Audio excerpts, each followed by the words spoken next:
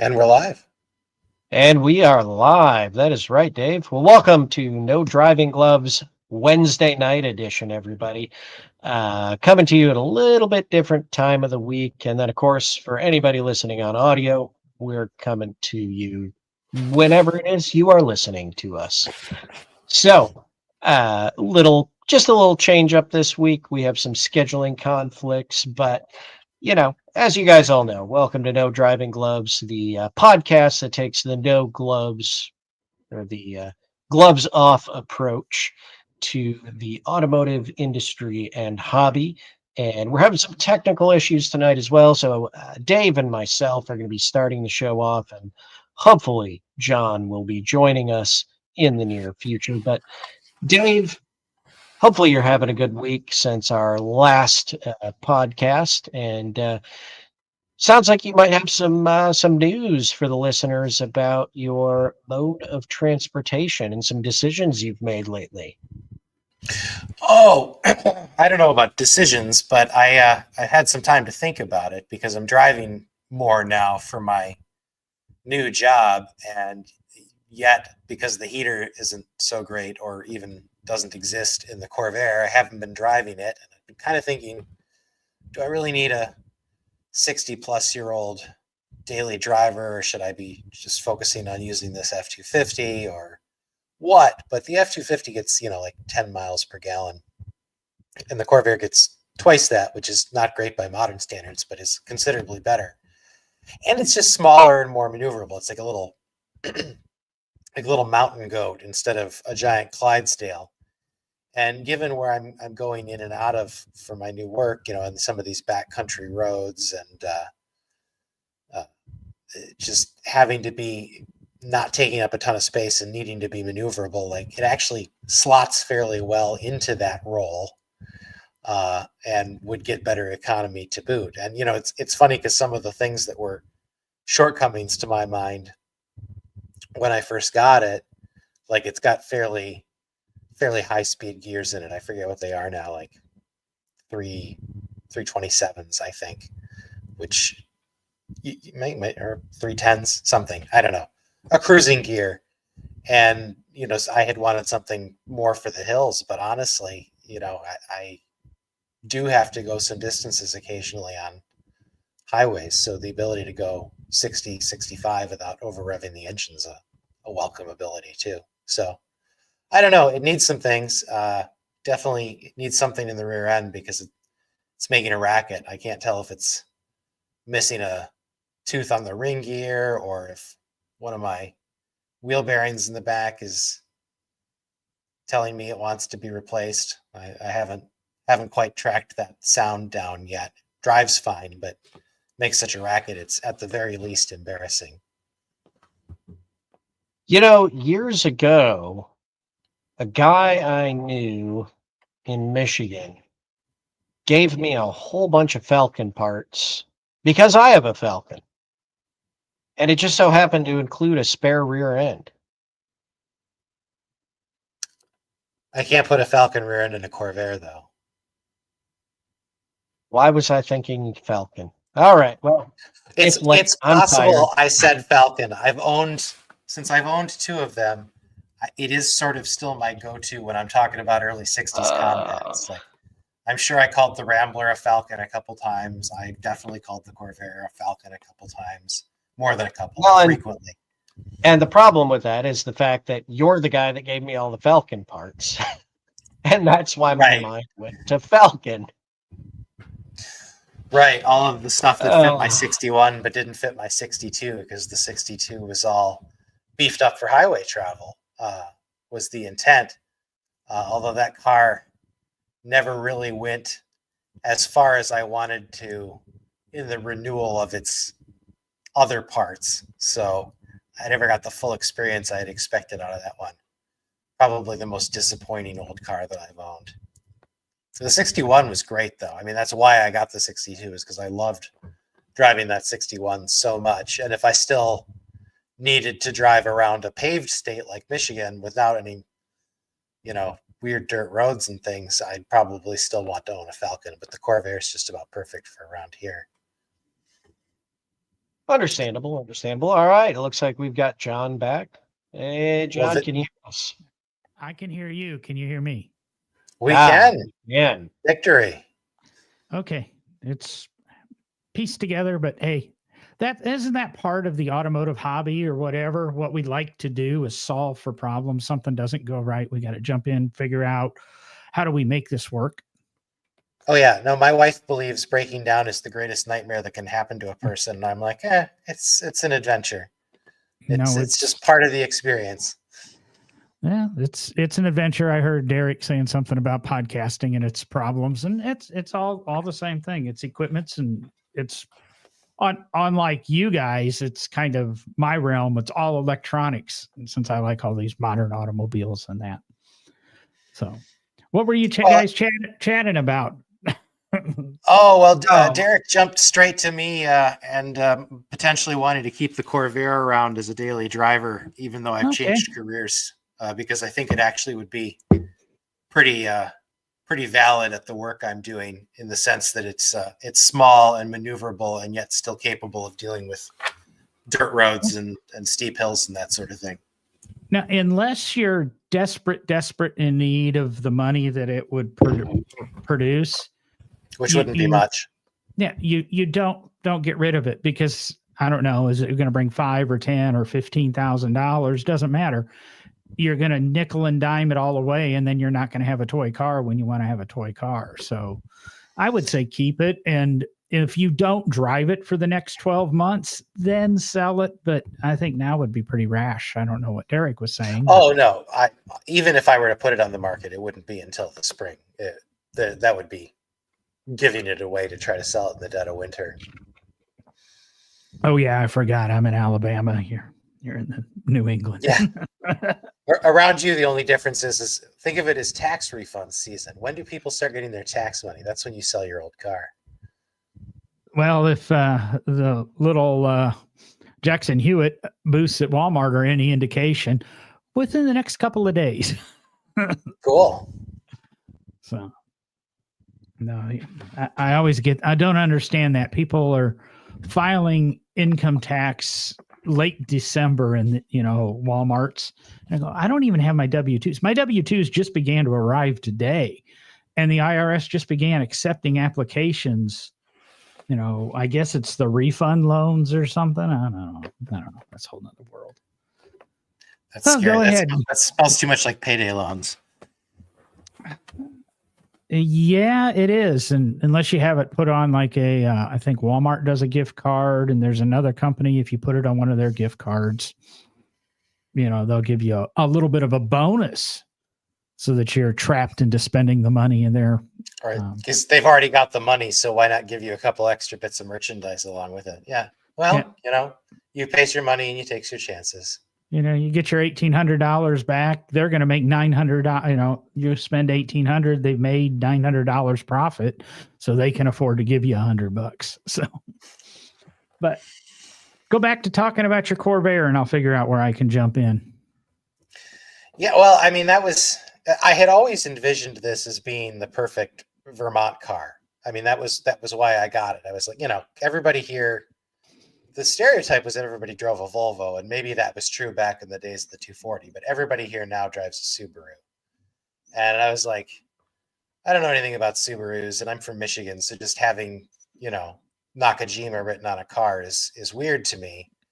And but I was like, I could get something with a horizontally opposed engine, which is like a Subaru, and then I could get something that's known for its traction, because they drove Corvairs across the Darien Gap, and I mean the Volkswagen, which is essentially a 1930s style Corvair, used to advertise that the VW is how the plow guy gets to work. The big challenge this time of year is that hot air heater in the Corvair requires it not having big holes in it, which, I can't get hot air from the engine to the ductwork in the car, not least of which because I need to figure out why the electric fan motor doesn't work. And just none of these things have been priorities because I've been working from home for years. But now that I'm getting out more, like they would have to be addressed for it to be a true year-round driver again. And until then, I'm stuck driving the 10.1 mile per gallon 2003 Ford F-250 with its thirsty V10.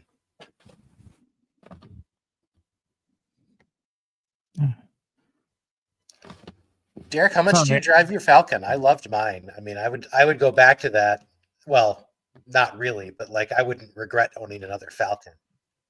You know, I would drive it a lot. It's in the barn right now, awaiting a complete brake rebuild. So I don't drive it very far when it's up on 4-axle stands. No. Well, geez, man, that's like I was going to say that's like a weekend project, but you're probably going to do it like absolutely right and repaint all the brake springs, and it's going to look like a new. Is yours a 61 or a 60? 61, but no, I'm not going that far. That thing, it's a fairly original car with one repaint, aftermarket interior stretched over the original, seat frames and some kind of weird cloth headliner that's got to come out at some point. And, it's just an old beater. It's not anything super nice. So it'll just get a nice quick brake job and make sure it's safe to run and drive again, and off we go. So it is a weekend job when you don't have 10 others in front of it. Well, not necessarily that, but kids, family, other responsibilities. Then it becomes a couple year long job, maybe. Who knows? And you got to have the tools. I mean, sometimes brake jobs turn into things where you end up, pushing on new bushings and needing a press to change ball joints and things because you're so close to the front suspension, you start discovering stuff. And I don't know about you, but I'm always afraid to get torn into something and then go, I don't have the tools here to finish this. Yeah, it needs bushings. That's another thing that's on the list, and so it's kind of in the stage of figuring things out right now. And we'll get there. It's one of those great. Oh, here we go again. Projects. Yeah, I'm always. I want to make sure I have every tool so that I don't have the problem. It's even like when I did the wheel bearing on my Ford. I mean, it's a simple 4 bolts hold the thing on, 4 bolts take the thing off, and and it's just you watch the videos and all that, and you need this puller and that puller and this. So I drove over to AutoZone and rented, the puller and everything that I could possibly need in case something went wrong. So I drove 20 minutes to the store, 20 minutes back, got everything, convinced him that, you actually have this tool. All of that, came home, popped the wheel off, popped the brake drum off, took the 4 bolts out, and the thing fell off in my hand. Put the new one in, bolted it back up, and away we go. Didn't need any of those tools, but I was prepared if I needed them. And you scared it off. Exactly. Damn well, if I wouldn't have went and got those or found them, it would have been the nightmare from hell job. And I would have needed everything and, just tear this all off and put a ST rear suspension on this thing or something. But that was something that really was on my mind this week. I've been walking through a store and I've heard this conversation recently. And when I think everybody had Craftsman tools over the last 100 years, everybody'd go to Sears and most people's home tool set was Craftsman. And of course, we all know Craftsman went away. Yes, Lowe's sells Craftsman now. They also sell Cobalt. Home Depot says Husky. Walmart's now selling Hyper Tough and Hart tools. And I heard somebody say the other day, it might have been a YouTube video or something, that Harbor Freight is beginning, they've actually improved a lot of their tools. If you don't go in and buy the cheap one for, $9.95 and get 18 things free with it, you spend a little bit more money. That Harbor Freight is actually becoming the Sears of tools. And I was wondering if we all, I assume, have a pretty decent tool set. I've got a mix of well, I've got my Snap-on, I've got a Craftsman Pro set, and I've got a regular Craftsman set, and then some intermediate stuff slipped in there. What would you guys go if you needed to buy tools? Do you have a trusted name like Craftsman used to be? I mean, most home shop guys aren't rushing out and waving down the Mac Tool guy or the Matco guy and buying something off the truck, opening the trunk, changing briefcase $100 bills to get a screwdriver or something like that. But it's just something that crossed my mind. What's your trusted brands for tools now? Or what would it be? Boy. Well, I also grew up in a Craftsman household, and the last time I bought a tool, it probably was a Craftsman. It's been a while for me, but I will say that we just got a Harbor Freight in Bennington, so I've got one right in my backyard, which is going to make it hard for it not to be the first stop the next time I need something, because my view with Harbor Freight was always, get the tool, and if you use it, then it was a good purchase. And if you use it enough that you break it, then it's time to upgrade. So, now if I've got the time to consider a purchase, I usually look to buy something used, because I can still get made in America Craftsman tools or a Blue Point or whatever, used or vintage on eBay for the same or less than I can in a new tool most of the time, and know that it's going to be a nice, solid, well-made, forged precision tool, unless you're it not ends up being worn out or damaged. So you're not afraid of, it used to be you buy your Craftsman tool on eBay and then you take it to Sears and get it replaced with a brand new one and save yourself a couple of bucks. But I've read about all the counterfeit Snap-on tools, Blue Point tools, etc., that are on eBay now. So, but those are all sold as brand new. I don't buy brand new. What's your thoughts, Derek? Oh boy, that's a good question. If you had to acquire something for the museum that you're gonna, maybe that would be a Snap-on purchase because of the funds and the liability. But yeah, it really depends on what it is. If it's actual like hand tools, things like that. Yeah, usually we're looking at bigger names. Snap-on, a name that a lot of people don't know is Wright Tools out of Ohio. And actually W.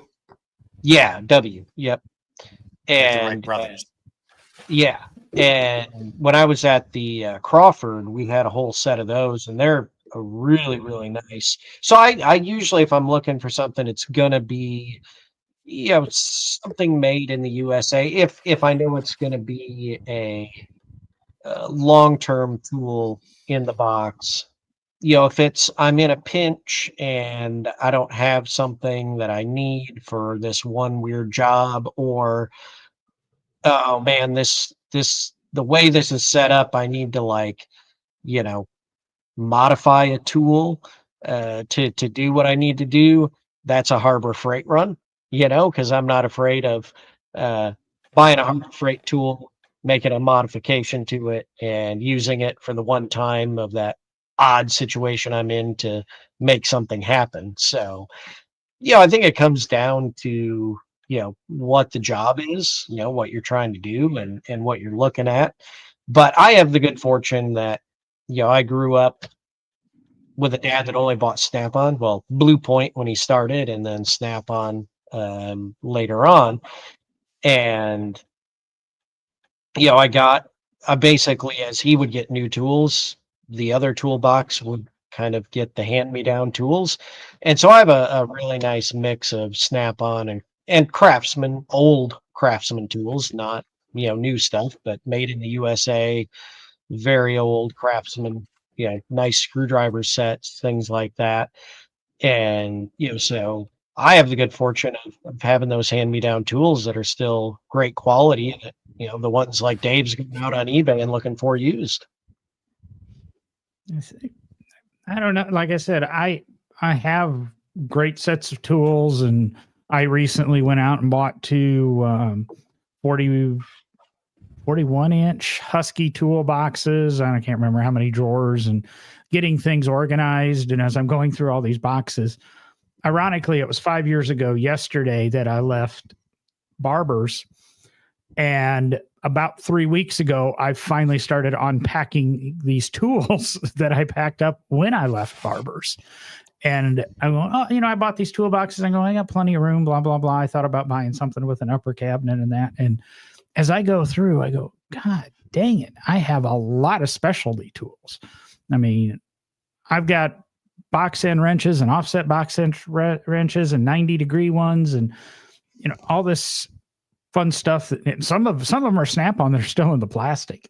That's how ridiculous it is. And I've got a complete set of Whitworth tools, things like that. And I go, am I ever going to buy another Whitworth? Anything that's going to need that, or should I sell them? But if I sell them and I do need them, am I ever going to be able to find them again? So that's where the kind of question, came through. And, for Christmas, I bought her, it costs $30, maybe $40. Just a basic homeowner tool kit, had a screwdriver in it, some pliers, hammer and things. So, because when I'm traveling and I'm on the road, a lot of times she'll want to hang artwork or something. And she goes, where's the hammer? Where's this? And I, bought this thing and it's pink. And I love pink tools personally. But I said, here, this is pink. This is yours. I don't have any pink hand tools. I have pink Snap-on tools and things like that, but really nothing that you're going to get into. Hide this from me. And these are your tools so that you can do that. But it was a Hyper, I think it was a Hyper Tough. It might have been it was from Walmart. So it wasn't that, but they seem to be a decent quality tool. I mean, she's not going to be wrenching on something that she needs 300 pound-feet of torque or something to break a bolt loose. So, it's just one of those things. I'm going, I really don't know the answer to this. I've got a decent Cobalt set that's 200 pieces that are real tools, sockets and wrenches, and, not 4,000 Allen wrenches in that set or whatever. That we had 2 of these sets at Barber's that we would throw in the trailers when we go on the road, because it pretty much provided us all the tools we need. And I have one of those, but I'm just going, if I had to go out and buy tools today, I don't know. That was just a thought that crossed my mind. And it was something that, I was lost about. It's one of those things that, here we are in the 138th year of the automobile. Today's supposedly the birthday of the automobile, according to some websites. And I'm not great at math, but it's 139. It could be. Okay. Yeah. 1886 to 2025 would be 139 years. Yeah, that would be right. I still doing my checks with 2024. So that's okay. I was thinking of the Duryers, so I was way off. Well, if you go back to when we talked early cars on this, Derek counts something Da Vinci did as the first car. So no, not the Cugio artillery wagon. The first, no. Let's get into it. Because the first steam dray documented, actually built vehicle, self-propelled vehicle, is the Cugnot, 1769 to 1770. However, Leonardo da Vinci did draw the minecart, which was a spring-powered, 3-wheeled, self-propelled vehicle that was actually programmable based on how many notches you would actually set on the spring for each wheel. So, the automobile proper, if we were to talk about the automobile proper, January 29th is 1886 is the day that Carl Benz filed for a patent for his Motorwagen. It was awarded in November of 1886. However, the way German patents worked at that time, it backdated to the application date. So January 29th, 1886 is considered the patent date for Carl Benz's Motorwagen. And when did Bertha drive it? Because that's the real date that matters. That was not until 1888, and that was in July. Was it July or August? It was July A or much August better of time of year. 1888.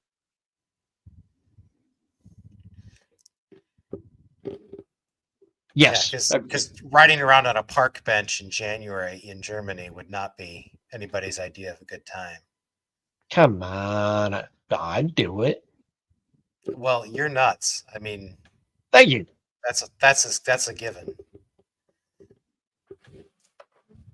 I So remember when let's can we go back to the tools? Because I've got a question for you guys, because I'm thinking about setting up my garage, my not the barn, but my brick garage, as kind of a. I'm trying to think of what to best call it, but really kind of a clean space for the restoration work to happen, right? The barn kind of has the, where the cars get parked and some of the more maybe greasy work going on out there in the stall that's dedicated out there because it's a barn. But in the brick garage, I'm thinking about really making that more of the let's say the body paint, that type of stuff for the restoration. I'm debating between, do I get toolboxes or do I set up a nice kind of tool cabinet system with a full workbench across the top? What would you You guys can do? never have enough workbench. You can never have enough workbench. that's exactly what I just went through in my head. And I bought, like I said, the 41 inch just because they were the best deal with the hardwood tops going. I could get one with double tier in that, but the horizontal space, I learned a long time ago when I worked for Tim Bowers with Stellar Restorations, horizontal space is the most valuable space in a shop. You could, so I've got the two roll cabinets, and then I've bought two metal cabinets with the dual doors on them to put the stuff that doesn't quite fit in the toolboxes. And then my old Craftsman multi-drawer toolbox is going to storage, and that's going to keep all of those specialty tools in that, like I said, the Whitworth stuff. But I definitely would go lean more to the cabinets that have the hardwood tops and can be utilized as a workbench and with wheels, get whatever size you want, whether you want 40 inch, 60 inch, 80 inch, 96 inches, because then they can also move around the garage. And that's kind of where, while I'm still building out the little shop in the garage here, I'm able to move them around and I have them where I need them. That's just my opinion. And I put my money where my mouth is 4 or 5 weeks ago. What brand did you go with? I went with Husky. They had the 41 inch roll cabinets with a long drawer on the top. And then I think it's 4 or 5 drawers on each side below it. So I can't remember, they're 9 drawer or I think they're 9 drawer cabinets. They were $299 a cabinet. And I mean, they're not buying a $10,000 Snap-on cabinet, but for the, I think I'm good with it. You could spend a little bit more somewhere else and, go buy Cobalt or Husky, whatever. But the Husky, if I went to the 40, no, I can't remember, 41 or 48. If I went, I bought 48. I'm sorry. They're 48 inch cabinets. And if I would have went to the 51, they would have been $500. So to get the other 3 inches, I was going to have to spend another $200. So it wasn't worth it to me. But there's a lot of good selections there. And I guess you can go back. Part of my reasoning on that, when I was working at Barber's, we had Lista cabinets and everything was all the cabinets were below the workbenches. We had stainless steel top workbenches and everything was in drawers below that. And it worked out just fine. Now, granted, I was taking up 1, 2, 3. I think I had 4, maybe 5 banks of drawers there. And we had all the drawers so I could have different heights and sizes from, 1.5 inch drawers to 12 inch drawers. But I don't have that flexibility now. But that's kind of where I think I started that thought process. And like I said, that's what I went with. And, I bought 2 of them, had them delivered for $80 because I don't own a truck and they won't fit in a Mini. And they dropped off the pallet, put the wheels and everything on them, and good to go. So you went with roll around cabinets. See, 'cause I'm thinking about, my debate is, I'm thinking about an actual like not really built in, but a cabinet on the floor against the wall with worktops, not roll around, but actually in place, stationary set. Well, if you're doing that, you have the ability to do the base cabinets with the countertops, and the traditional look then is to put the 2 tall cabinets on the ends with your workbench in the center, and then you can put overheads just like in your kitchen. That if you're looking at doing the built-ins, I don't like the built-ins because unless you're 100% sure that that's what you want, I like the idea of being able to be portable. Well, see, I think for me in the space, it's not a big deal because it's like a kind of a 1.5 car garage. So I'm not ever really far. It's not my barn. It's not, Right. 40 feet, 40 by 35 space. It's, one car you walk around. So it's like, you're not ever far from the bench. It's not necessarily being far from the bench, but it's if you do have the car or whatever, you can bring the tools right over, and you have a place as you're disassembling a motor or something, taking the top, you can bring the bench over and put the stuff on top of it. Granted, you can use work tables and everything like that, but then you're adding additional clutter to the garage. I do have the foldable. It's a 48-inch long, 30-inch wide, folding, not necessarily folding table, but it's a hardwood top, and I don't know, it folds up and very vertical with wheels on it that would work for that same purpose too. But I just, me, I'm wishy-washy. I buy a car every year type thing. I can't commit to anything. I think everybody will back me up on that. There's not really a lot that I commit to in my life. So just listen to the No Driving Gloves back catalog. I will say that I also favor flexibility. I mean, I've got a foldable workbench and I've got 2 sets of shelves out here, and I haven't moved anything, but I value the ability that I could reorganize this space as I improve it or as my desires change. Whereas built-ins, I mean, they're in the name, it's built in. So it's not, that configuration is not changing once you've set it down. I found myself wondering if you couldn't do overheads and then keep the roll arounds with the flat tops underneath them most of the time for essentially that same effect. But then if you decided at some point that you wanted that under cabinet area for storage or whatever, you could move them out. The other thought that I had was all of that duplication of tools sounds great, but that alone would be a tremendous expense for me. And sometimes I think that if I owned all the tools I was supposed to, I wouldn't be able to actually own a car to work on. Are you saying duplicate tools because the barn and the garage? Yes. Yeah. Well, and that's where, I mean, I've got, because of the hand-me-down situations and everything I've got quite a bit of duplicate tools already that I don't need to go out and buy more. I actually need more toolbox space than I have. They're literally extra tools just in boxes waiting to be put away. So, yeah. Yeah, I think Derek's in the same situation I am, and it's just a horrible situation to be in.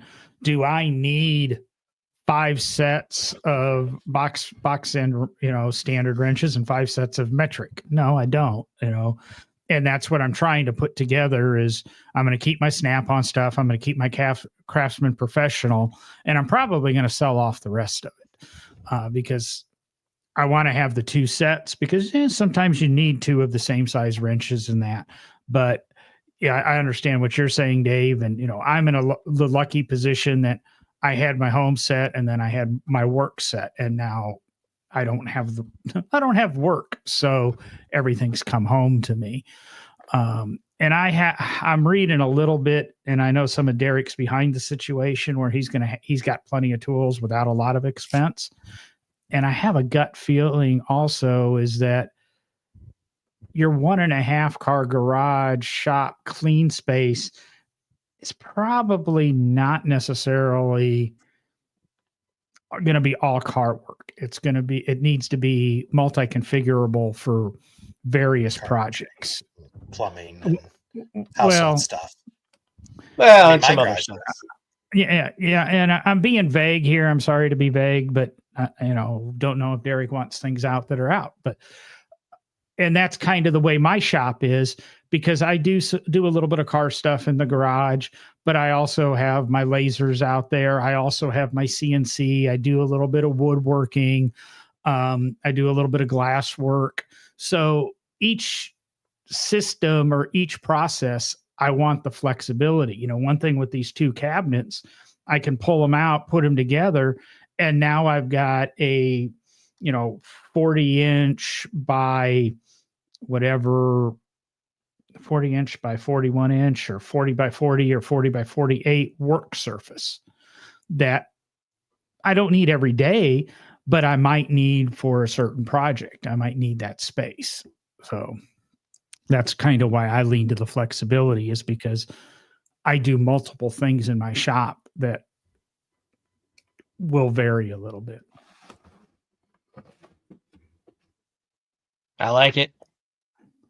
It's going to wind up being a combination of built-ins and roll-arounds.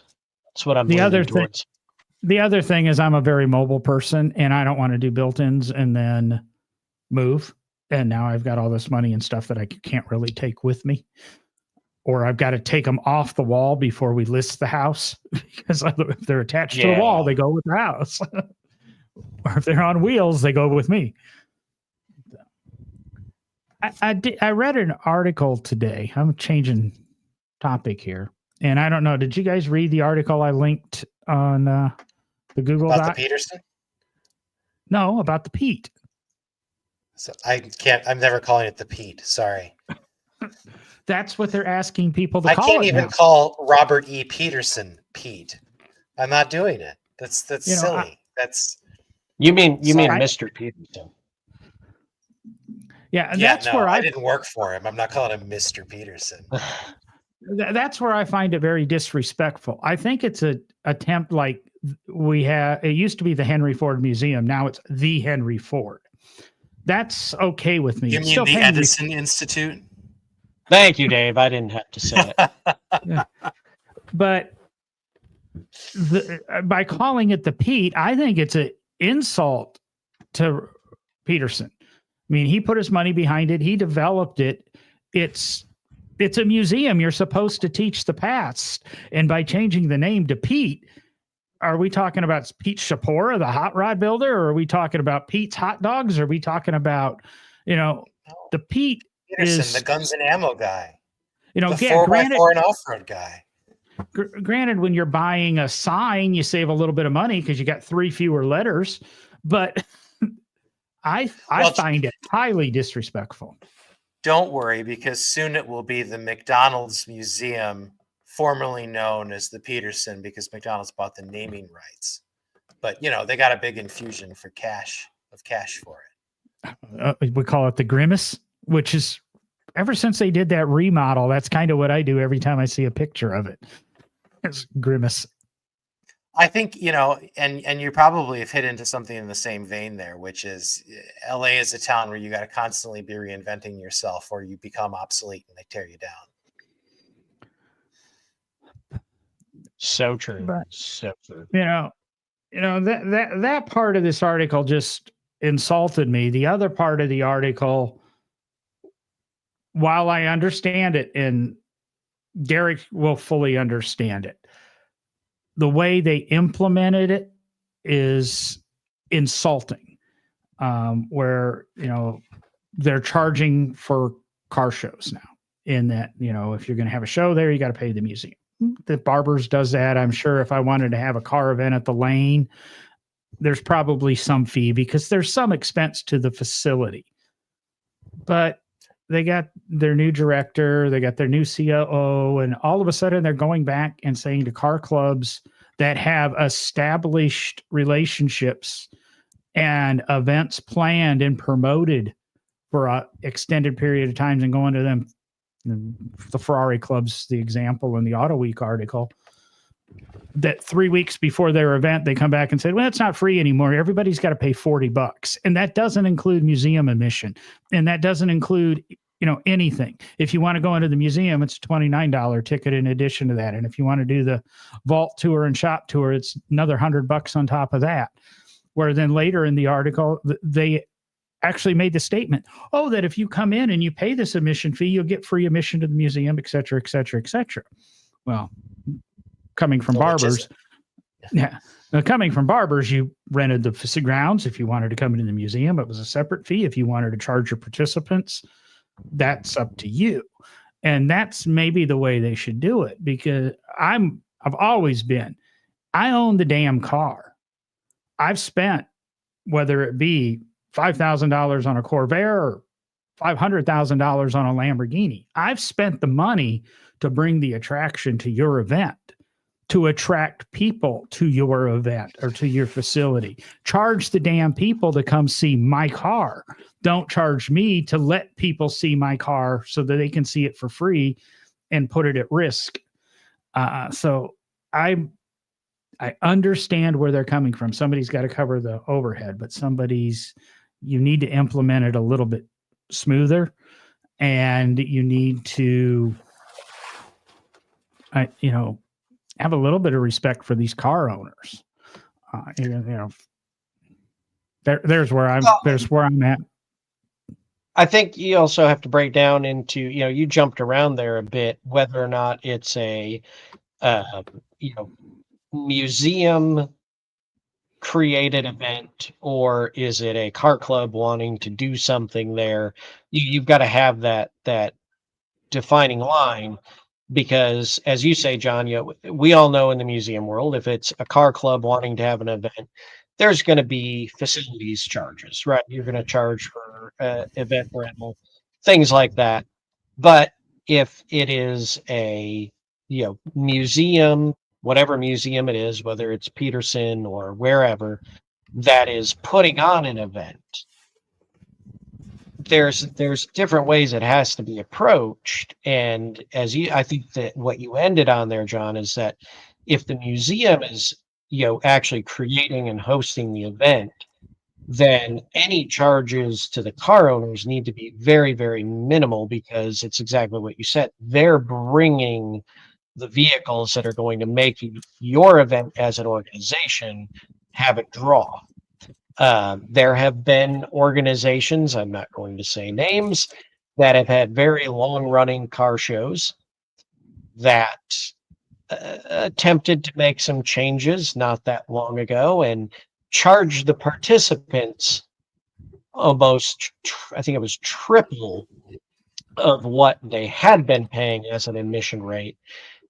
And basically the registration numbers for that event were down to a quarter of what they had been the year before. And to save the event, they had to go back and basically say, sorry, we're wrong. We're not charging that. We're going back to the old rate. And everybody came back and registered, because really what it appeared to the participants of that event was that the institution was trying to double dip, right? They were now all of a sudden charging 3 times what they had been to the car owners that were bringing their cars to the event, and still charging at the gate of the people coming in to see the event. Whereas, the people were coming into that venue to see those cars that were coming in. So it really, really upset. I mean, still to this day, people talk about that mistake in that organization's timeline with the event, because it put a black eye on it for a little bit, and people wondered if they should keep coming back. Fortunately, they do keep coming back. The admission price has, for the vehicles and the participants, has remained low since that attempt, and it's still a great event. But yeah, you have to be careful when you do it because you're going to upset people, and you're not going to have an event. That's what it comes down to. And especially in the nonprofit museum world, or any nonprofit world, we always struggle for money. But I have to be very careful how I say this. It's when you get the people in the higher up positions of executive directors, COOs, CFOs, people like that, which I've worked alongside those people, as a director of collections and exhibits and all of that. When you get people in those positions that have forgotten what the nonprofit is about and the mission of the institution, and they start looking at just getting the bottom dollar up, that's usually when you see organizations start to struggle with money, because they're upsetting their membership and the people that are actually coming because of the mission, because they start seeing the money grab, and that's never good for an organization. Yeah, I'm trying. My page isn't continuing to load because they ended up getting down to that what the Peterson cost to operate last year and how much revenue they brought in, and there was about a $500,000, $600,000 difference. I can't see the numbers, so we'll say between $500,000 and $700,000 shortage. So they need to make up this money somewhere. And the first event they put on this year was kind of impromptu.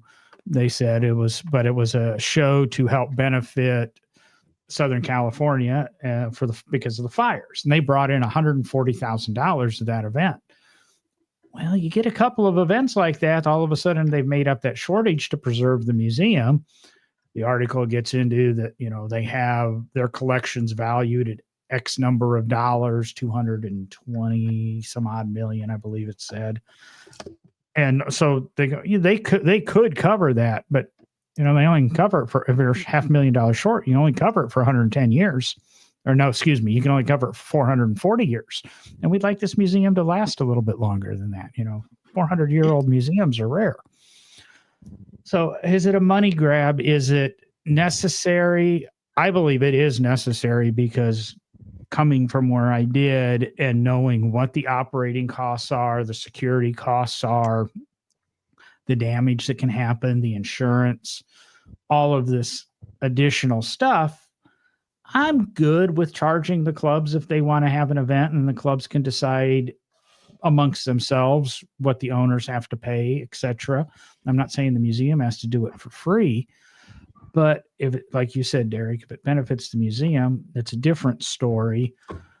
But you can't go to a club that has been coming to your facility for years and years and years, and they've always had this event and it's always been free, and you can't go back and say, oh no, we've always been charging you, which they did in the case of the Ferrari Club of America. And the Ferrari Club of America presented the difference and showed that they've never paid. And they said, well, too bad, you're going to pay now. There's no exception 3 weeks before the event. That's putting a lot of potential. It's $40, but the cheapest people I've ever known are usually the richest people I've ever known. And that $40 could make $1,000 or $10,000 donation go away. And I think they're being a little short-sighted in the way they're implementing this. This needs to be a slow rollout, maybe over 2025, and not everything that happens in 2025 is this way, where you've played a different game the last, when was the Peterson built? Early 90s, so last 35 years or so. Yeah. That sounds about right. Yeah. That's just something. it seems like a lot of this comes down to the nature of the event itself. Like this was billed as a cruise night, but the fact that there are clubs taking part like en bloc sounds like there's some organization aspects that go into treating these clubs as an entity, and it's not just, first come first serve, you pull into your stall and everybody gets to wander through cruise night. So I definitely think the charge sounds like it's justified, but it was just a really badly handled rollout, which probably comes down to essentially not having the same people in communications spots that have been in them in past years, and not getting the people who are in conversation spots the correct information in a timely manner. In other words, Marley, the intern, was told, "Oh no, we've always charged these people. They're wrong." And so Marley said, "Oh no, sir, we've always charged you." And the guy from the Ferrari Club went, "Are you kidding? I'm going to bring receipts." And then they did, and they called the local newspaper. And I mean, I don't want to stereotype people too badly, but this was the Ferrari Club and the Shelby Club that raised a stink. Is anyone surprised by that?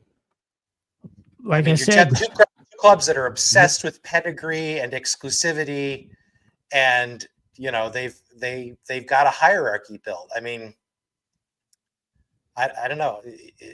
It seems like if it was the BMW club too, you'd also almost be like, well, for sure, then it's this. and I think any venue, whether it's a museum or not, whether it's a nonprofit or not, is correct and right to charge a fee to use it, because that's how they pay for the insurance, and that's how they pay the staff that cleans up and all of that stuff. And especially if what you're essentially providing is a socializing space for a bunch of car clubs, then doubly so. Now, on the flip side, if you have a fundraising car show for the museum, then it does make a lot more sense to say, hey, we'd like to invite you to display your car here, because it's essentially a donation to the museum of your time and presence, so that we can get people through the gate to then pay. And in that case, I'm in agreement with you that you should not be double dipping. Yeah, and I mean, I think it also comes down to, and not to get too far in the weeds, but if this is an attempt to make up a deficit from previous year budget, I mean, you're dealing, like Dave just said, and John said, you're dealing with the Ferrari Club and the Shelby Club, and these are people that are no stranger to money. My question would be, has our development team talked to their membership yet? Because immediately it goes to, okay, we have a deficit. Are we going to go out and look for a few people that can help cover that and donate money? Or are we going to upset a large group of people, or a larger group than just a couple, by starting to all of the sudden, charge these clubs to come in and do what they're doing here? So I think it might be a bit of I don't want to use the term I'm thinking of, but it would be interesting to know if a development person reached out to that club and had a conversation about possible donations before just hammering the club with a charge for the event. And I'm working off of one article on here, and I found a couple of the paragraphs to make things a little bit relevant. And reading directly from the article, and again, this is a Auto Week article to give them credit, it says, it depends if we open it to all makes and car models. Those shows are free, said the museum's marketing director, and I'll leave his name out of it. The theme-based cruise-ins that are dedicated to celebrating a specific type of car or make of car or their cruise in partnership with the manufacturer, and those that attend have a ticket associated to them. That's okay, because we offer swag, access to the museum, and themed food and breakfast. And then the next sentence is, none of which the Ferrari Club got, because as I said earlier, they were told these tickets would be, to get into the museum. So they didn't get any of that. The Ferrari Club, of course, has already set up their own cruise in at another location now, where parking will be free to membership and breakfast will be served.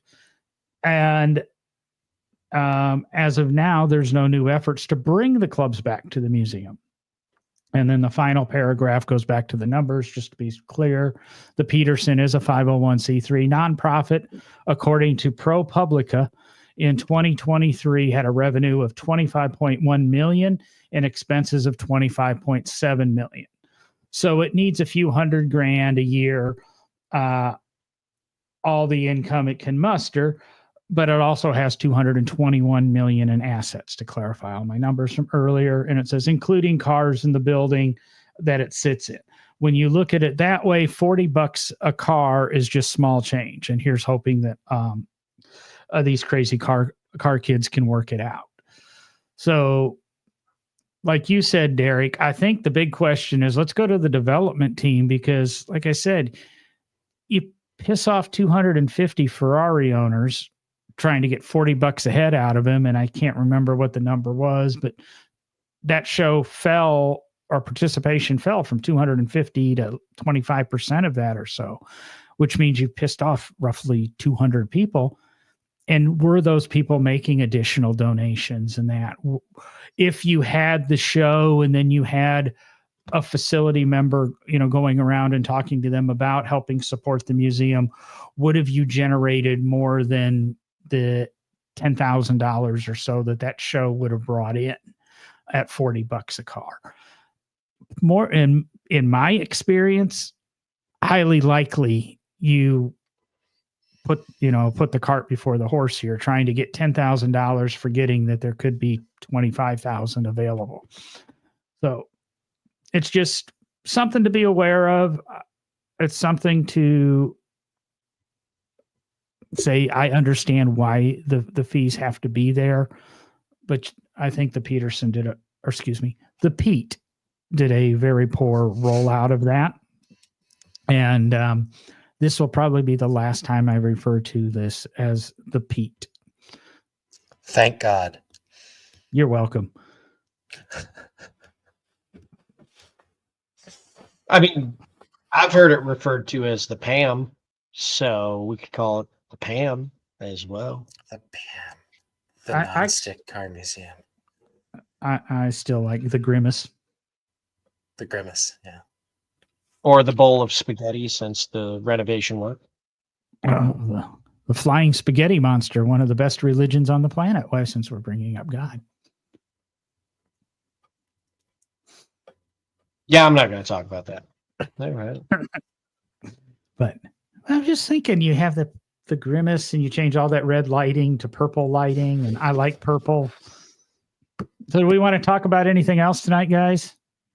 You probably would have much preferred my microphone stay broken and I stayed away, but we got through it. No, I mean, I don't have much else to talk about. I think we had some good conversations. Yeah. Well, we'll see. If only people would have joined us in person. From beyond the grave. Are we sure?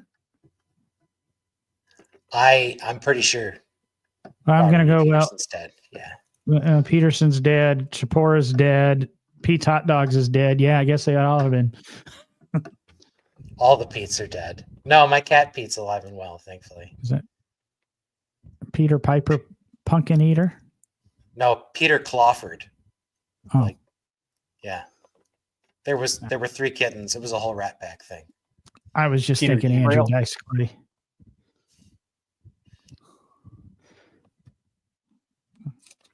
Peter, Well, Paul, and Mary. I think that aren't they dead too? I have not kept track of them. I can't even remember. Is Peter Gabriel still around?